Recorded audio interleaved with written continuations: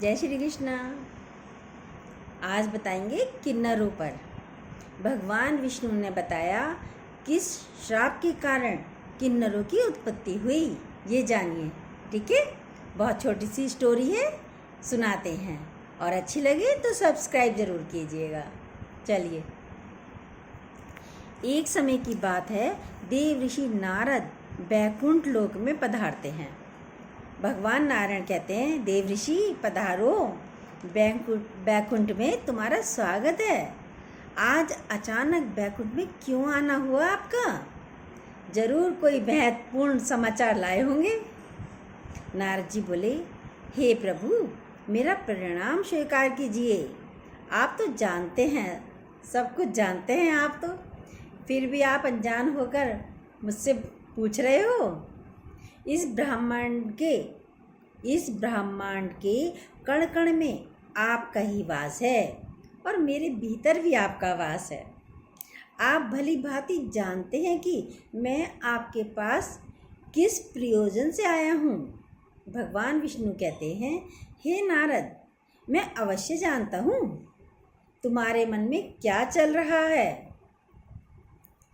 आज तुम मानव जाति के कल्याण के लिए ही यहाँ आए हो, इसलिए तुम्हारे मन में जो भी शंका है निसंकोच होकर मुझसे पूछो। नारद जी कहते हैं, हे प्रभु, मैं आपसे एक प्रश्न पूछने आया हूँ। ब्रह्मदेव ने सृष्टि की रचना करते समय स्त्री और पुरुष का निर्माण किया था। दोनों को ही एक दूसरे का पूरक बनाया है, किंतु हे प्रभु, किन्नरों की उत्पत्ति कैसे हुई, जो कि पूर्ण रूप से न पुरुष है और ना ही स्त्री हैं। भगवान विष्णु कहते हैं, हे देव ऋषि, आज तुमने उचित ही प्रश्न किया है। तुम्हारे प्रश्न का उत्तर महाराज सुद्युम्न की कथा में छिपा हुआ है। चलिए उनका बताते हैं। देव ऋषि कहते हैं, महाराज सुद्युम्न कौन थे और उन्हें किस कारण स्त्री का शरीर प्राप्त हुआ था, विस्तार से बताइए भगवान। भगवान विष्णु कहते हैं, हे देव ऋषि, आज मैं तुम्हें महाराज सुद्युम्न की कथा सुनाता हूँ। इस कथा के माध्यम से तुम्हें तुम्हारे सभी प्रश्नों के उत्तर मिल जाएंगे, इसलिए तुम इस कथा को ध्यान पूर्वक सुनो। देव ऋषि कहते हैं, हे प्रभु, मैं इस कथा को पूरा अवश्य सुनूंगा। कृपया आप वह कथा मुझसे कहिए। भगवान विष्णु महाराज सुद्युम्न की कथा सुनाने लगे। हे नारद, पूर्व काल की बात है, पृथ्वी लोक पर एक महाराज सुद्युम्न नाम के राजा राज्य किया करते थे।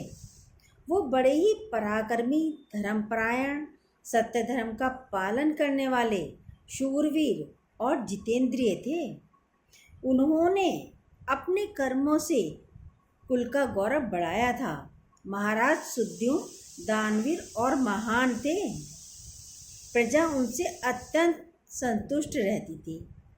महाराज सुद्युम्न घोड़े पर सवार होकर शिकार करने के लिए जंगल में चले गए।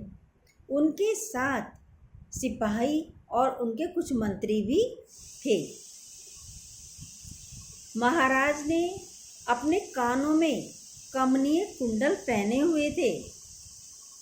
उनके पास आजगर नाम का धनुष था और बाणों से भरा हुआ तरकश धारण करके वे जंगल में भ्रमण करने लगे। महाराज सुद्युम्न उसी जंगल के पास एक कुमूर नामक जंगल था, जो बहुत ही सुंदर दिखाई पड़ रहा था। वह वन दिखने में तो अत्यंत सुंदर था, किंतु भयभीत करने वाला भी था। उस वन में भगवान शिव की माया फैली हुई थी। वह वन पृथ्वी पर स्वर्ग की तरह प्रतीत हो रहा था। पशुओं की ध्वनि दूर दूर तक सुनाई पड़ रही थी। राजा का मन सुख की अनुभूति कर रहा था। राजा का मन सुख की अनुभूति कर रहा था। कोयल की मधुर ध्वनि कानों में पड़ने से महाराज सुद्युम्न अत्यंत प्रसन्न हो रहे थे। जैसे ही महाराज सुद्युम्न ने कुमार नाम के जंगल में प्रवेश किया, उसी क्षण उनका शरीर स्त्री रूप में बदल गया। उनका घोड़ा भी घोड़ी के रूप में बदल गया। उनके साथ आए हुए सभी सिपाही और मंत्री भी स्त्री बन गए। अपने साथ हुए इस विचित्र बदलाव को देखकर महाराज सुद्युम्न, सिपाही और मंत्री सभी आश्चर्यचकित हो गए और चिंता में पड़ गए। वे मन ही मन सोचने लगे, ये क्या हो गया। महाराज सुद्युम्न अपने स्त्री रूप शरीर को देखकर बहुत दुखी और लज्जित हो गए और अपने सिपाहियों से कहने लगे, ये हमारे साथ क्या अनिष्ट हो गया। हम सभी अचानक से पुरुष से स्त्री कैसे बन गए।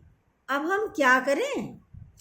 स्त्री का शरीर लेकर हम घर कैसे जाएं और कैसे मैं राज्य का संचालन करूंगा। हमारी प्रजा हमें देखकर क्या कहेगी।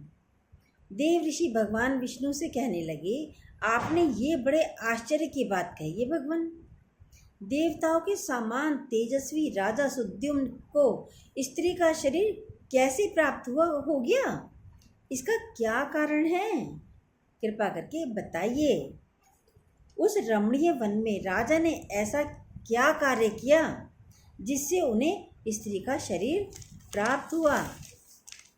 कृपा करके विस्तार से बताइए। तब भगवान विष्णु कहने लगे, हे देव ऋषि, इसके पीछे भगवान शिव की ही माया है।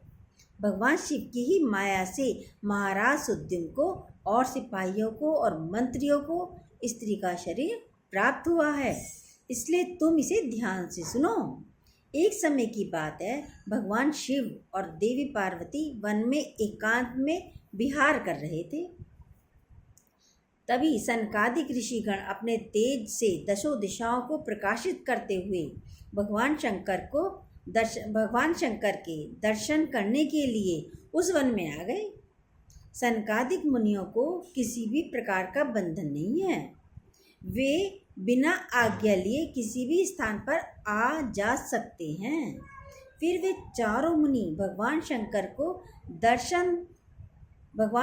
के दर्शन के लिए वन में आ गए तो उन्होंने देखा कि देवी पार्वती और भगवान शिव एकांत में विहार कर रहे हैं।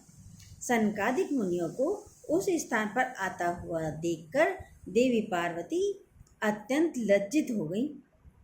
देवी पार्वती तुरंत शिव से दूर होकर खड़ी हो गई। जब उन चारों ने भगवान शिव और देवी पार्वती को एकांत में विहार करते देखा तो वे तुरंत ही वहां से लौटकर नर नारायण के आश्रम की ओर चले गए। जब भगवान शिव ने लज्जित होकर दूर खड़ी हुई पार्वती को देखा तो कहने लगे, हे प्रिय, तुम इस प्रकार से लज्जित क्यों हो रही हो। वे चारों हमारे पुत्रों के समान हैं। देवी पार्वती कहने लगी, हे प्रभु, स्त्री को अपने पुत्र के सामने भी पति के साथ विहार नहीं करना चाहिए। उसे सदैव ही मर्यादा में रहना चाहिए। आपने तो कहा था इस स्थान पर कोई नहीं आएगा। फिर हमारे एकांत में विघ्न निर्माण करने के लिए ये चारों मुनि कहाँ से आ गए। आप तुरंत ही ऐसा कोई उपाय कीजिए जिससे कोई भी इस वन में न आए, नहीं तो मैं इस स्थान से चली जाऊंगी। तब भगवान शिव ने कहा, हे प्रिय, ठीक है, तुम्हारे इस दुख को दूर करने का मैं अभी उपाय करता हूँ। हे प्रिय, इस वन में आज से ही कोई पुरुष भूल से भी नहीं आएगा और आ गया तो वह स्त्री हो जाएगा। हे देव ऋषि, उस दिन से जो भी उस वन में जाता है वह स्त्री बन जाता है। जो व्यक्ति ये जानते हैं कि उस वन में शिव जी की माया फैली हुई है वह भूल से भी उस वन में नहीं जाते। किंतु महाराज सुद्युम्न इस बात को नहीं जानते थे और वह अज्ञानवश अपने सिपाहियों के साथ उस वन में चले गए और शिव जी की माया को माया के प्रभाव में आकर उनका पुरुषत्व नष्ट हो गया, उनका पुरुषत्व नष्ट हो गया और वे सभी स्त्री बन गई। स्त्री का शरीर प्राप्त होने के बाद महाराज लज्जावश घर नहीं गए और इसी वन में इधर उधर भटकने लगे। स्त्रीत्व प्राप्त होने के कारण उनका नाम इला पड़ गया। इस प्रकार महाराज सुद्युम इला के रूप में वन में अपनी सखियों के साथ इधर उधर भटकने लगे। एक दिन सभी वन में सुंदर जलाशय के पास खेल रहे थे। उसी समय चंद्रमा के पुत्र बुध उसी स्थान से गुजर रहे थे।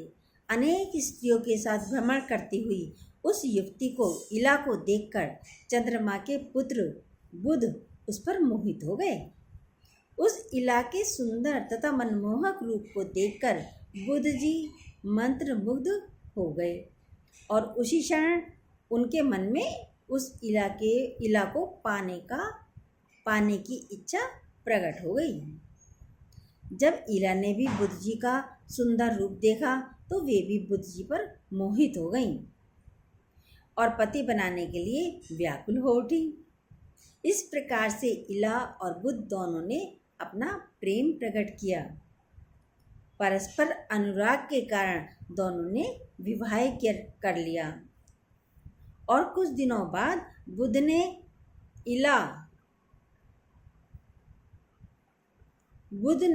और इला की एक संतान होती है। कुछ दिनों बाद बुध और इला की एक संतान उत्पन्न हुई जिसका नाम पुरूरवा रखा गया, जो आगे चलकर चक्रवर्ती सम्राट हुआ।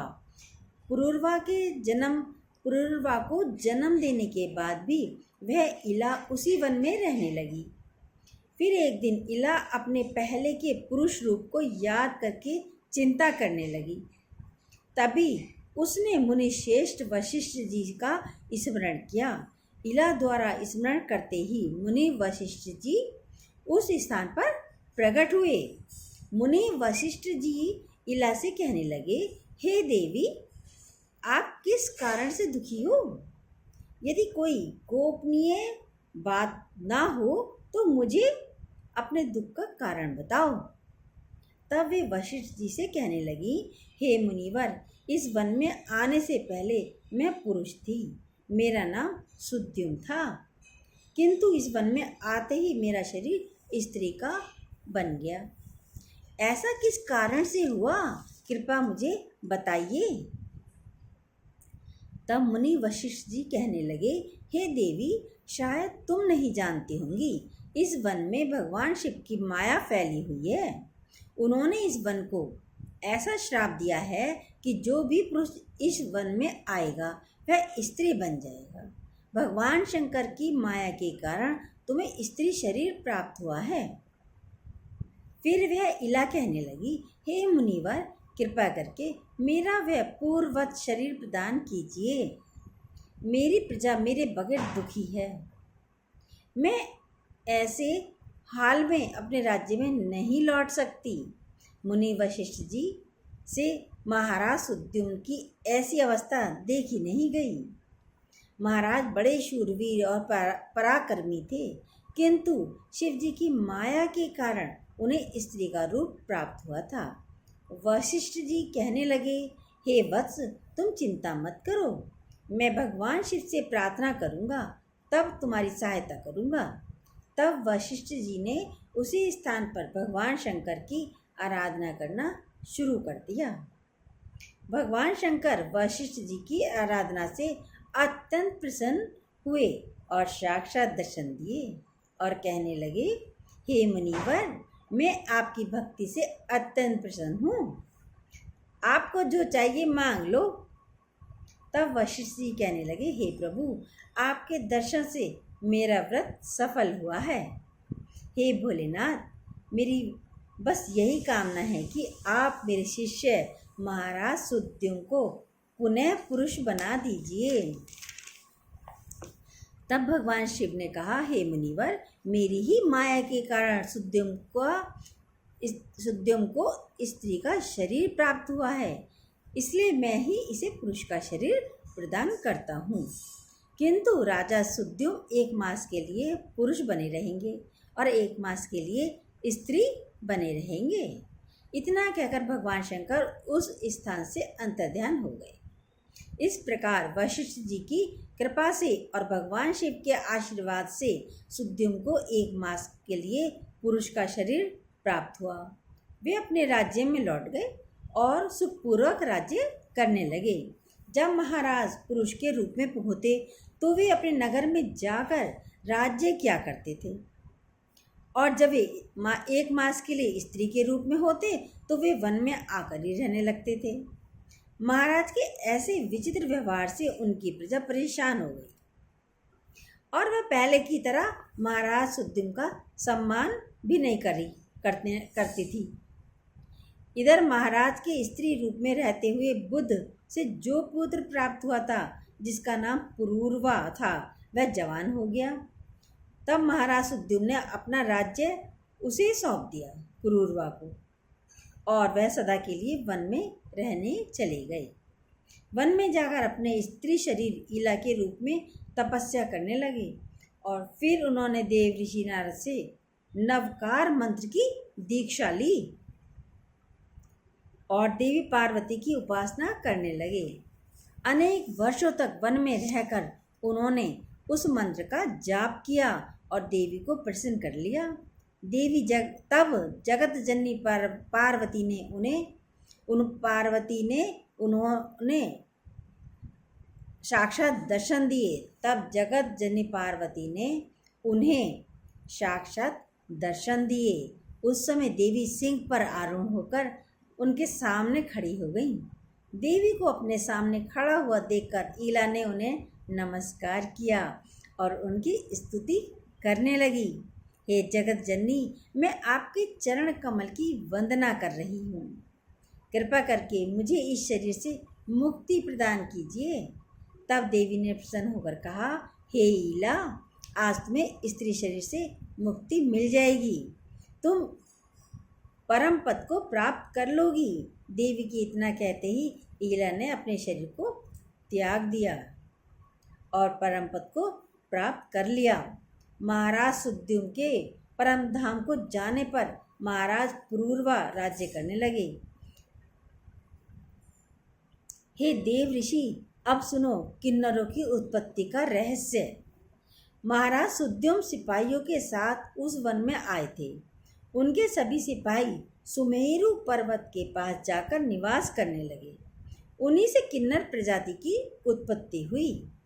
इस प्रकार भगवान विष्णु ने नारद जी को किन्नर की उत्पत्ति का रहस्य बताया। यह है किन्नर की उत्पत्ति का रहस्य।